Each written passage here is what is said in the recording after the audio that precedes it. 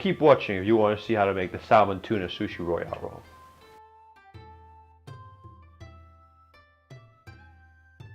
Okay, so we begin by spreading out 140 grams of cooked sushi rice over half a sheet of nori. Softly spread it out, don't squish the rice down. You want to just evenly cover the sheet of nori. Now that you've done this, flip over the sheet of nori with the rice.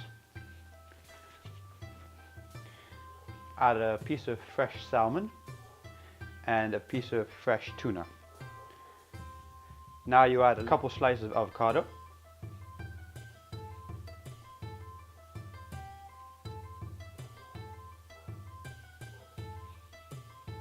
There we go.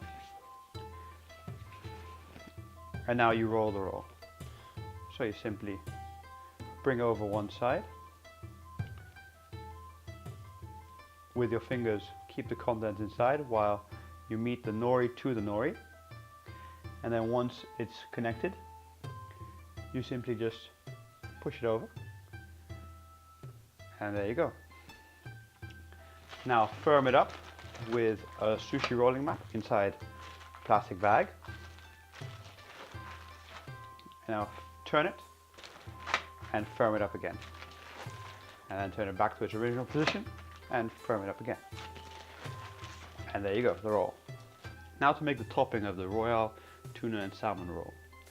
Now what I've done here is I've cut some tuna and salmon into very, very thin strips. Now to get them this thin, what I recommend is you slightly freeze your fish. This way it's a bit more tough and you can cut through it cleanly, because salmon like this, if you try cutting through it when completely raw, it will just, the strands of fat will separate and the fish will just fall apart. So just put it for 30 minutes into a freezer, get it a little bit tougher, and then you can cut it into these thin strips. Alright, so lay down a piece of cling film and now you begin adding the fish. Now you want to add at about a 45-degree angle the salmon, and then add adjacent to that 45-degree angle the tuna. And you have to begin somewhere, so you just begin here. And then you braid it by putting salmon under tuna and tuna over salmon.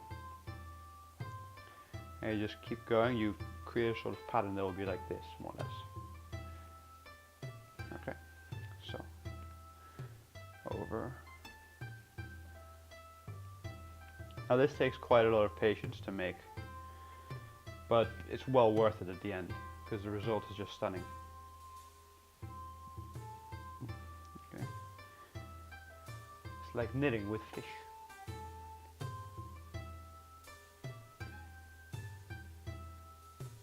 Right, so I'm going to fast forward over this because it takes about 20 minutes and I just don't want to make the video that long. So here we go, fast forward.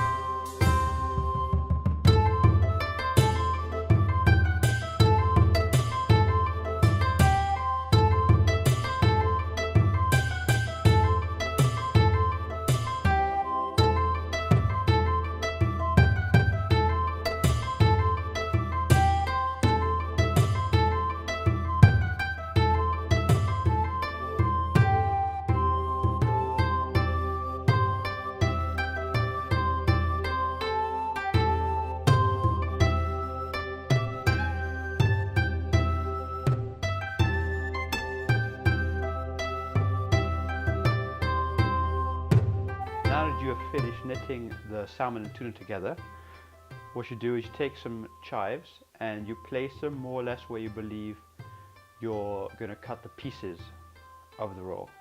So there's one piece of chive over every piece of sushi. Put anywhere between 6 to 8 pieces of chives because you're not going to cut these very thin, so it's always good to put too many, then later be able to just cut one off, then to need another one and not have one. Now you add another piece of cling film over this one and then flip everything over in order to have the chives on the other side, and take the first piece of cling film off. Now you have the chives underneath the salmon and tuna grid. So now you want to add the roll you made earlier. Let's just add it like this. In the center of it. And now you just want to stick the salmon and tuna to the sides of it. Okay, like so. Just apply a little bit of pressure and the sushi rice should stick the salmon fish to it. Okay, and do the same for the other side. And now you want to go and tie the pieces of chive together. And double knot is best, but if you can't make a double knot, just try not to touch it again.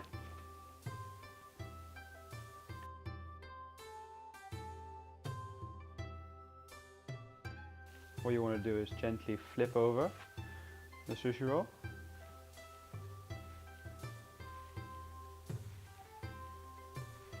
And make sure the cling film is properly attached. And now just secure the cling film onto the roll with a rolling mat. Now that that is done, it's time to cut the roll. Get your sharpest knife. Now, you want to cut in between the chive pieces which you placed. So, just cut the end piece off. Okay. And now, that's one piece.